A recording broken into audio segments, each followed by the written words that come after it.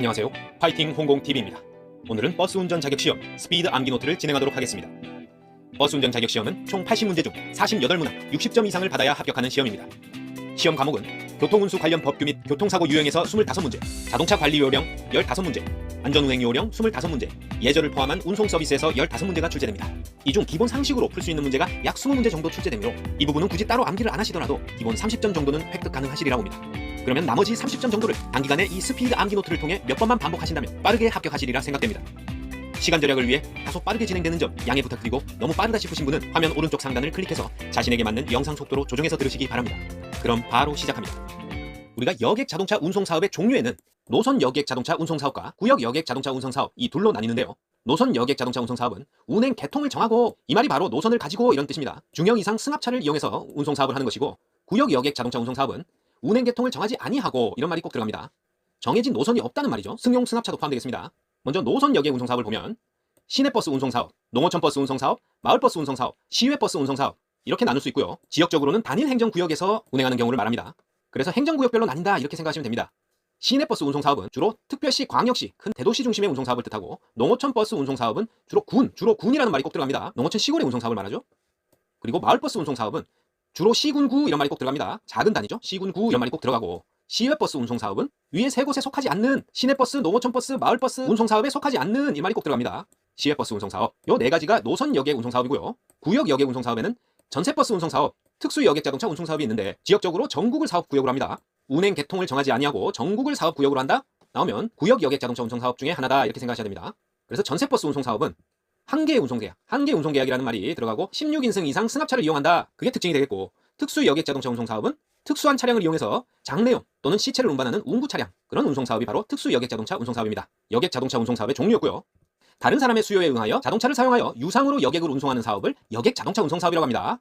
자, 앞으로 여객 자동차 운송 사업이라는 말을 꼭 기억하시고, 운수 사업 이런 말 생각하시면 안 됩니다. 운송 사업이지 운수 사업 아니다. 노선의 기점, 종점과 그 기점, 종점 간의 운행 경로, 운행 거리, 운행 횟수 및 운행 대수를 총칭하는 용어는 운행 계통입니다. 그래서 이 운행 계통을 정하고 하면 노선 여객 자동차 운송 사업이고, 운행 계통을 정하지 아니하고 하면 구역 여객 자동차 운송 사업이었죠. 그래서 운행 경로, 운행 거리, 운행 횟수, 운행 대수를 총칭하는 용어는 운행 계통이다. 여객이 승차 또는 하차할 수 있도록 노선 사이에 설치한 장소를 정류소라고 합니다. 정류소. 임시 정류장 아니고 터미널 아니고 간이 정류소 아닙니다. 여객이 승차 또는 하차할 수 있도록 노선 사이에 설치한 장소를 정류소라고 한다. 노선 여객 자동차 운송 사업의 종류가 아닌 것은 아까 봤죠? 자, 노선이니까 운행 계통을 정하고 단일 행정구역 내에서 한다. 뭐가 있었죠? 시내버스, 마을버스, 시외버스 운송 사업. 여기에 농어촌 버스 운송 사업도 있었죠? 하지만 특수여객 운송 사업 없다. 전세버스 특수여객은 노선 아니고 구역이다. 관할이 정해지는 국토교통부 장관이나 특별시장, 광역시장, 특별자치시장, 도지사 또는 특별자치도지사를 관할관청이라고 합니다. 관할 기관 아니고 부처 아닙니다. 관할이 정해지는 국토교통부 장관이나 특별시장, 광역시장, 특별자치시, 세종시죠. 도지사 또는 특별자치도지사, 제주도죠. 관할관청이라고 한다. 운행 계통을 정하지 아니하고 나왔네요. 전국을 사업구역으로 하여 한 개의 운송계약에 따라 블라블라블라블라 운송하는 사업은 전세버스 운송 사업이죠. 운행 계통을 정하지 않고 전국을 사업구역으로 하고 한 개의 운송계약에 따라 16인승 이상 승합차로 여객을 운송하는 사업은 전세버스 운송 사업이다. 주로 특별시, 광역시, 특별자치시 또는 시의 단일 행정구역, 단일 행정구역에서 운행 계통을 정하고 블라블라블라 여객을 운송하는 사업을 시내버스 운송 사업이죠. 왜냐? 특광이니까. 자, 행정구역을 보셔야 됩니다. 노선버스 물을 때는 행정구역으로 찾습니다. 자, 특광이니까 시내버스 운송 사업이다. 특광 시내, 시외버스 아닙니다. 위 세 곳에 속하지 않는 왜 시외버스입니다. 주로 군 단위의 단일 행정구역에서 운행 계통을 정하고 노선버스죠. 자, 국토교통부 장관 블라블라블라 여객 운송 사업은 농어촌버스 운송 사업입니다. 자, 군 시골이니까 농어촌버스 운송 사업이다. 넘어가겠습니다. 자, 이번에는 사업 형태에 따른 자동차의 종류를 한번 보겠습니다. 먼저 시외버스는 중형 또는 대형 승합차로 한다. 그리고 시외 직행 및 시외 일반 버스는 일반형 직행형에 사용되는 중형 이상 승합차로 한다. 그리고 시외 우등고속버스는 원동기 출력 총중량 1톤당 20마력 이상, 승차 정원 이게 중요합니다. 29인승 이하인 대형 승합차로 시외 우등고속버스 할 수 있습니다. 우등이니까 좌석수가 적어야 널찍널찍하고 편하겠죠. 그래서 29인승 이하 대형 승합차로 시외 우등고속버스 한다. 그냥 시외 고속버스다 그러면은 원동기 출력 총중량 1톤당 20마력 이상 이건 같고요. 승차 정원 32승 이상, 좀 빽빽하게 32승 이상 대형 승합차로 그냥 시외 고속버스로 한다. 그래서 고속버스는 이렇게 인승 기준으로 우등이냐 아니냐가 나뉜다. 요거 기억하시고, 우등은 29인승 이하, 그냥 고속버스는 30인승 이상이다. 시외버스 운행 형태 중에 고속형은 운행거리 100km 이상, 운행구간 60% 이상을 고속도로로 운행한다. 그러면은 시외버스 중에 고속형이라고 불립니다. 고속형은 운행거리 100km 이상, 운행구간 60% 이상을 고속도로로 운행하는 운행 형태를 말한다. 고속형 100km 이상, 60% 이상. 시외버스 운행 형태 중 직행형, 직행형은 시군로 가요. 특별시, 광역시, 특별자치시 또는 시군의 행정구역이 아닌 시외니까 다른 행정구역에 있는 한 개소 이상의 정류소에 정차하면서 운행하는 형태를 말합니다. 직행형은 시군도 아닌 더 작은 읍면 단위의 행정구역에 있는 한 개소 이상의 정류소에 정차하면서 운행하는 형태를 시외버스 운행 형태 중 직행형이라고 한다. 다음에 시외버스 운행 형태 중 일반형은 시외버스, 우등버스를 사용해서 각 정류소에 정차하는 운행 형태를 일반형 시외버스라고 한다. 그래서 시외버스는 고속형, 직행형, 일반형 이렇게 나눌 수가 있습니다. 제작 연도에 등록되지 아니한 자동차에 대한 차량 충당 연한의 기산일은 제작 연도의 말일입니다. 이 제작 연도의 말일이란 거 뭐랑 연결시키냐? 제작 연도에 등록되지 아니한 자동차에 대한 차량 충당 연한의 기산일은 제작 연도의 말일이고, 제작 연도에 등록된 자동차의 기산일은 최초 신규 등록일이다. 다시, 제작 연도에 등록되지 아니한 자동차의 차량 충당 연한의 기산일은 제작 연도의 말일이고, 아니면 말일. 제작 연도에 등록된 자동차니까 기산일은 최초 신규 등록일이다. 자, 아니면 말일, 요만 기억하시면 됩니다. 운수 종사자에 대한 교육의 종류에는 신규교육, 보수교육, 수시교육이 있습니다. 신보수교육이 있습니다. 신보수교육, 신규교육, 보수교육, 수시교육이 있다. 운송 종사자에 대한 교육에는 신규, 보수, 수시교육. 운송 사업자는 전월 말일 현재 운수 종사자 현황을 시도지사에게 매월 10일까지 통보해야 됩니다. 뭐를? 전월 말일 현재 운수 종사자 현황. 누구한테? 시도지사에게. 언제까지? 매월 10일까지 통보한다. 운송 사업자가 통보합니다. 피성년 후견인이나 여객운수사업법 위반으로 징역 이상 실형 선고를 받고 집행이 끝나거나 면제된 날로부터 2년이 지나지 않은 자, 그리고 현재 집행유예 기간에 있는 자, 그런 사람은 여객자동차 운수 종사자의 결격사유에 해당합니다. 하지만 파산 선고 후 복권됐다 그러면은 결격사유에 해당하지 않습니다. 복권됐으니까. 시내버스 안내방송장치 및 버저 스위치 설치 규정 위반으로 1차 위반 시에는 100만원, 2차 위반 시에는 200만원의 과태료가 있다. 안내방송장치 버저 스위치 설치 규정 위반하면 1차 위반 100만원, 2차 위반 200만원. 허가 없이 자가용을 유상 운송에 사용했다 그러면 6개월 이내 기간 정에서 사용 제한당합니다. 허가 없이 자가용을 유상 운송에 사용했다. 6개월 이내 기간 정에서 사용 제한한다. 운송 종사자 자격 요건을 갖추지 않은 사람을 운전 업무에 종사하게 한 경우 그 사업자는 1차 위반 시 감차명령, 2차 위반 시에는 노선 폐지 명령을 받게 됩니다. 운송 종사자 자격 요건을 갖추지 않은 사람한테 운전 업무에 종사하게 한 경우 운송 사업자는 1차 위반 시 감차명령, 2차 위반 시 노선을 폐지하라고 명령을 받습니다. 대폐차에 충당되는 차량 충당 연한은 승용 자동차의 경우 1년이고 승합 자동차는 3년이다. 대폐차에 충당되는 차량 충당 연한 승용차 1년, 승합차 3년이다. 여객 운수 사업자에게 사업 정지 처분에 가름하여 부과할 수 있는 과징금 최고 금액은 5천만 원입니다. 5천만 원 사업 정지 처분에 가름해서 부과할 수 있는 최고 과징금 금액이다. 5천만 원. 여객의 좌석 안전띠가 정상으로 작동 상태를 유지하고 있는지 그 규정을 위반하면 1차 위반 시 20만원, 2차 위반 시 30만원, 3차 위반 시 50만원의 과태료가 있습니다. 여객의 좌석 안전띠가 정상 작동 상태를 유지하고 있어야 된다는 그 규정을 위반하면 1차에 20, 2차에 30, 3차에 50만원 과태료다. 그리고 운송사업자가 운수 종사자에게 여객 안전띠에 관한 교육을 실시하지 않아도 동일한 과태료 1차 20만원, 2차 30만원, 3차 50만원 과태료입니다. 운송사업자가 운수 종사자에게 여객의 안전띠 관련 교육을 실시하지 않았다. 동일한 과태료입니다. 시내버스, 농어촌버스, 마을버스, 각종 버스에 앞바퀴 재생 타이어 사용을 금지하는 규정을 위반했다. 자, 1차 위반 시 각 버스마다 360만원의 과징금입니다. 자, 재생 타이어 360만원, 재생 타이어 360만원입니다. 앞바퀴 재생 타이어 사용 금지 규정을 위반했다. 1차 위반 시 각 360만원 과징금이다. 운송 종사자 요건, 나이나 경력 등이 되겠죠. 갖추지 않고 여객사업 운전 업무에 종사해서는 안 된다는 규정을 1에서 3차 위반 시 과태료 금액은 1차, 2차, 3차 모두 50만원입니다. 점점 늘어나지 않고 1차도 50만원, 2차도 50만원, 3차도 50만원입니다. 운송종사자 요건 갖추지 않고 종사했다. 과태료 50만원입니다. 시내시의 전세버스 사업자가 운송종사자 자격 요건을 갖추지 않은 사람을 운전 업무에 종사하게 한 경우 아까 행정적으로 1차 위반 시 감차명령, 2차 위반 시 노선 폐지 명령을 받게 된다고 했는데요. 거기에 대해서 과태료 처분도 받습니다. 1차 위반 시 500만원, 2차 위반 시 1000만원 과태료 처분 받습니다. 위에는 운송 종사자가 받는 처벌 과태료입니다. 운송 종사자는 과태료 50만원, 운송 사업자는 500만원, 2차 시 1000만원입니다. 거기에 더불어 1차 위반 시 감차명령, 2차 위반 시 노선 폐지 명령 받겠죠. 운송 종사자가 차 안에 흡연 금지를 1차 위반했다. 과태료 10만원입니다. 차 안에서 흡연하면 안 되죠. 자, 운전자가 흡연 금지 위반했다. 1차 위반 시 과태료 10만원입니다. 중대 교통사고를 회사에 보고하지 않거나 거짓으로 보고했다. 그러면 1차 20만원, 2차 30만원, 3차 50만원입니다. 중대 교통사고 보고하지 않거나 거짓 보고했다. 여객 안전띠 유지 규정, 교육 규정과 동일하게 1차 20만원, 2차 30만원, 3차 50만원입니다.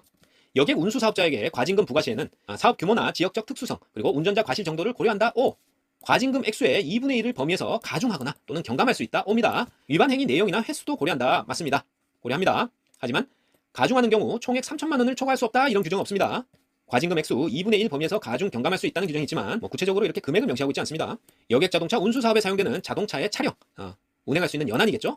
알아보면 주로 승합이니까 요 밑에부터 먼저 봅니다. 대부분이 9년이다. 9년. 이렇게 생각하시고 승용, 승합으로 나누는데요. 자, 승용 먼저 보면 중형, 소형, 경형, 특수여객 운송사업용.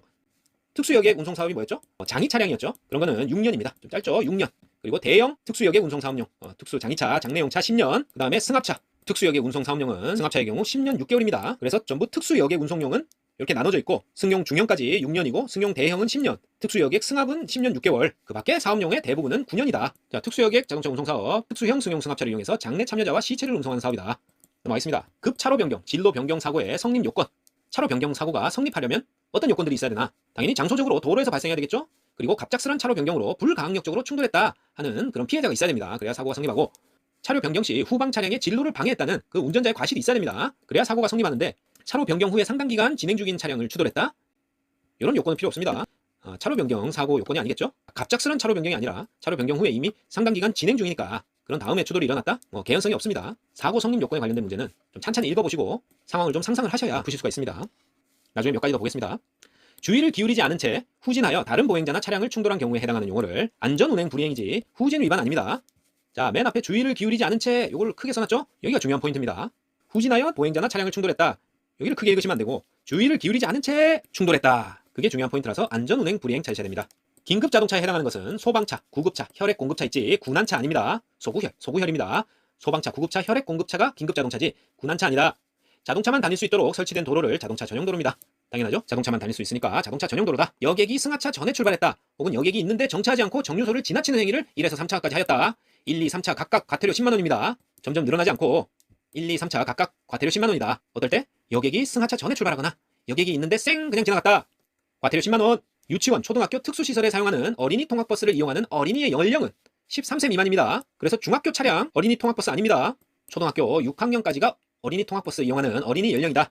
알아두시고, 관할 경찰서장에게 신고하여 신고증명서를 납부받은 어린이 통학 차량을 이용할 수 있는 시설들은 영유아 보육법에 따른 어린이집, 학원 설립 운영, 과외 교습에 관한 법률에 따라 설립된 학원, 체육시설의 설치 이용에 관한 법률에 따라 설립된 체육시설, 어린이집, 학원, 체육시설이지 초중등 교육법에 따른 초등학교 맞습니다. 중학교 아닙니다. 특수학교는 맞습니다. 그래서 이렇게 같이 나온다 이러면 틀린 답이 되겠죠? 중학교가 아니니까. 어린이 통학 자동차니까 어린이까지만 탑니다. 만 13세 미만. 중학생 안 된다. 통행 방법이나 통행 구분 등 도로교통 안전표지를 위해 필요한 지시를 하는 경우 도로 사용자가 이에 따르도록 알리는 표지는 지시 표시입니다. 자, 문제에서 지시 잘 찾아내셔야 됩니다. 도로 사용자가 이에 따르도록 알리는 표지니까 주의해라 하니까 해가지고 주의 표지 찾으시면 안 돼요. 자, 정확하게 도로교통 안전을 위해 필요한 지시를 하는 경우라고 있으니까 지시 표지 찾는다. 도로 상태가 위험, 부근에 위험물이 있는 경우 안전조치를 할 수 있도록 도로 사용자에게 알리는 표지, 주의하라 알리는 표지, 위험주의. 도로 사용자에게 알리는 지시한 거 아니야? 이러면 안 돼요. 도로 상태가 위험하다, 부근에 위험물이 있다, 주의해라, 주의 표지입니다. 키워드는 위험입니다. 위험물, 주의 표지. 보도와 차도가 구분되지 아니한 도로에서 보행자의 안전 확보를 위해서 안전표지 등으로 경계를 표시한 도로의 가장자리 부분, 갓길 아니고 길 가장자리 구역입니다. 보도와 차도가 구분되지 아니한 도로에서 보행자 안전 확보를 위해서 안전표지 등으로 경계를 표시한 도로의 가장자리 부분, 길 가장자리 구역입니다. 갓길 아니다. 말, 소 등 큰 동물을 몰고 가거나, 자, 군부대, 그리고 깃발 또는 현수막을 휴대한 행렬 또는 장의 행렬은 차도의 우측으로 통행할 수 있다, 옵니다. 있습니다. 차도의 우측을 통행할 수 있는 사람들은 말, 소 등 큰 동물 몰고 가거나 군부대 또는 깃발, 현수막을 휴대한 행렬, 장의 행렬 되지만 위법한 시위 행렬은 안 된다. 벌써 위법이니까. 우리가 서행이라고 하면 차가 즉시 정지할 수 있는 느린 속도로 진행하는 것. 요 설명 찾으셔야 됩니다. 서행이라고 하면 즉시 정지할 수 있도록 느린 속도로 진행하는 것이다. 일시 정지는 차가 반드시 멈춰야 하되 얼마간의 시간 동안 정지 상태를 유지해야 하는 정지 상황의 일시적 정계다. 자, 일시 정지의 키워드는 얼마간의 시간 동안 정지 상태를 유지, 이겁니다. 꼭 찾아내시고 푸시기 바랍니다. 일단 정지 아니고 일시 정지다. 일반 도로에서 승차 정원은 승차 정원의 11할 110% 이내로 할 수가 있습니다. 하지만 고속도로에서는 승차 정원을 넘어서 운행할 수 없다 해야지, 있다 하면 틀립니다. 일반적으로 승차 정원은 승차 정원의 110%까지 가능하지만 고속도로에서는 안 된다. 승차 정원 넘어서 운행할 수 없습니다. 긴급 자동차의 특례사항, 긴급 자동차는 이런 거 해도 돼 하는 허용사항은 속도 제한, 앞지르기 금지 시기 및 장소, 끼어들기 금지, 이런 거에 대해서 특례를 적용합니다. 하지만 앞지르기 방법에 대한 건 없다. 긴급 자동차 특례사항에 앞지르기 방법은 들어가지 않습니다. 속도 제한, 앞지르기 금지 시기 및 장소, 끼어들기 금지 들어갑니다. 다음 중 경찰 공무원의 운전면허증 제시 요구에 불응했을 때 행정처분 벌점으로 오른 것은, 자, 30점입니다. 30점. 운전면허증 좀 보겠습니다 했는데 내가 왜 나 잘못한 거 없어 이러면은 불응하면 30점입니다. 벌점 30점. 자, 벌점 30점인 것들 쭉 다 알아보면, 자, 중속철입니다. 중속철, 중앙선 침범, 속도 위반 40km 초과 60km 이하, 철길 건너목 통과 위반, 어린이 통학버스 특별보호 위반, 어린이 통학버스 운전자의 의무 위반, 그 다음에 갓길 전용차로, 고속도로 자동차 전용차로 갓길 통행 위반, 버스 전용차로 다인승 전용차로 통행 위반, 그 다음에 운전면허증 제시 의무 위반, 여기 나왔네요. 운전자 신원 확인을 위한 경찰 공무원의 질문에 불응했다. 벌점 30점입니다. 다시 한번 중속철, 어린이 버스 관련 2개, 전용차로 관련 2개, 갓길 전용차로 통행 위반, 그 다음에 운전면허증 제시 의무 위반, 신원 확인 질문에 불응. 벌점 30점. 야, 이 먹어라. 넘어가겠습니다. 비탈진 좁은 도로에서 서로 마주보고 진행했을 때 누가 양보해야죠? 자, 올라가는 차가 양보합니다. 비탈진 좁은 도로에서 서로 마주보고 진행했다? 가위바위보 하는 거 아니고 올라가는 차가 양보합니다. 편도 2차로 이상 지정 고시한 노선 또는 구간의 고속도로입니다. 그냥 고속도로 아니고 지정 고시한 노선 또는 구간의 고속도로예요. 그럴 때는 승합차의 최고속도 100km 아니고 110km입니다. 자, 최고속도 규정 한번 보시면은 편도 1차로 이상 일반도로다 최고속도 60km, 편도 2차로 이상 일반도로다 최고속도 80km입니다. 그 다음에 편도 2차로 이상 그냥 고속도로다 하면 최고속도 100km 이내고 자동차 전용도로다 하면 최고속도 90km, 최저속도 30km인데 편도 2차로 이상 고속도로 100km인데 이 고속도로가 지정 고시한 노선 또는 구간의 고속도로다. 요 문구가 들어가면 최고속도는 110km로 올라갑니다. 이 점 주의해 주시고, 자, 편도 2차로에서 눈이 2cm, 20mm 미만 쌓였다. 미만 쌓였을 때는 승용차 주행속도 64km인데 편도 2차로 일반도로는 최고속도 80km지만 눈이 2cm 미만으로 쌓였다 하면 20% 감속, 눈이 2cm 이상 쌓였다 하면 100분의 50, 50% 감속입니다. 그래서 눈 20mm 미만이니까 20% 감속해서 80km에서 20%를 뺀 64km가 주행속도가 되겠습니다. 마찬가지로 편도 2차로 이상 고속도로다 하면 최고속도 100km인데 노면이 젖었거나 눈이 20mm 미만이다. 역시나 20% 감속해서 80km가 제한속도가 되겠습니다. 눈이 20mm 미만 쌓였거나 노면이 비로 인해 젖었다. 그랬을 때는 100분의 20, 20% 감속하고 20mm 이상이다. 혹은 폭우, 폭설, 안개 등으로 가시거리가 100m 미만이다. 했을 때도 100분의 50, 50% 감속해야 됩니다. 교통사고 벌점 사망 한 명마다 90점, 중상은 벌점 15점, 경상은 5점, 부상은 2점입니다. 이건 뒤에 가서 다시 한번 다루기로 하겠습니다. 교도소, 구치소, 소년원, 보호관찰소 차량은 긴급자동차 아닙니다. 아까 긴급자동차 뭐였죠? 소구혈이었죠. 소방차, 구급차, 혈액공급차, 군안차 아니다. 역시 교도소, 구치소, 소년원, 보호관찰소 차량도 긴급자동차 아닙니다. 교통안전표지의 종류에는 직규준로가 있습니다. 지시표지, 규제표지, 주의표지, 노면표지, 직규준로. 여기에 보조표지가 들어가기도 합니다. 하지만 양보표지 이런 거 없다. 교통안전표지 종류에는 직규준로. 자, 앞지르기 금지사항 한번 보시면 앞차 좌측에 다른 차가 나란히 진행하고 있을 때 한번 상상해 보시면 됩니다. 앞차가 다른 차 앞지르고 있을 때, 앞차가 좌측으로 진로를 바꾸려고 할 때, 마주오는 차의 진행 방향을 방해할 우려가 있을 때, 자, 앞지르기 금지 상황이고요. 일시 정지해야 되는 장소는 교통 정리를 하지 않고 있거나 좌우 확인이 불가능한 곳, 교통이 빈번한 교차로 이런 곳에서는 일시 정지해야 됩니다. 다음에 서행해야 할 장소는 교통 정리를 하고 있지 않은 교차로, 도로가 구부러진 곳, 비탈길, 고갯마루, 안전표지로 지정한 곳, 이런 곳은 서행해야 될 장소입니다. 그래서 도로 구부러진 곳, 비탈길, 고갯마루 이런 곳이 일시 정지해야 될 장소에 들어가면 골라내셔야 됩니다. 고속도로 버스 전용차로 통행할 수 있는 자동차는 9인승 이상 승용 승합차입니다. 이 경우에 승용 또는 12인승 이하 승합차는 6인 이상 승차한 경우로 한정합니다. 5인 이렇게 나오면 틀려요. 고속도로 버스 전용차로 통행할 수 있는 차는 법적으로 9인 이상 승용 승합차에 승용 또는 12인승 이하 승합차일 경우에 6인 이상 승차한 경우로 한정된다. 시험에 잘 나옵니다. 자동차 착유리의 가시광선 투과율 기준입니다. 잘 보이도록 가시광선이 투과를 잘 해야 되는데 이 투과율 미만이면 운행하지 말 것 이런 뜻입니다. 앞면은 70% 미만, 운전석 좌우측은 40% 미만이면 안 됩니다. 하지만 뒷면에는 기준이 없다. 뒷면도 몇 프로 미만이어야 된다 이렇게 나오면 틀린 답입니다. 자, 착유리 가시광선 투과율은 앞면 70% 미만, 좌우측 40% 미만이다. 운전자격시험 합격자 발표일로부터 30일 이내에 운전자격증 발급 신청서에 사진 2장을 첨부하여 해당 시험기관에 운전자격증 발급을 신청하면 됩니다. 자, 여러분 합격하시고 나서 30일 이내에 사진 2장 첨부해서 자격증 발급 신청한다. 자, 오늘 제가 준비한 내용은 여기까지입니다. 버스 운전 자격시험 스피드 암기노트 1편은 여기서 마치도록 하고 저는 2편에서 더 좋은 내용으로 찾아뵙겠습니다. 파이팅 홍콩TV 구독, 좋아요 부탁드리고 여러분의 빠른 합격을 위해 최고의 컨텐츠를 개발하는 채널이 되겠습니다.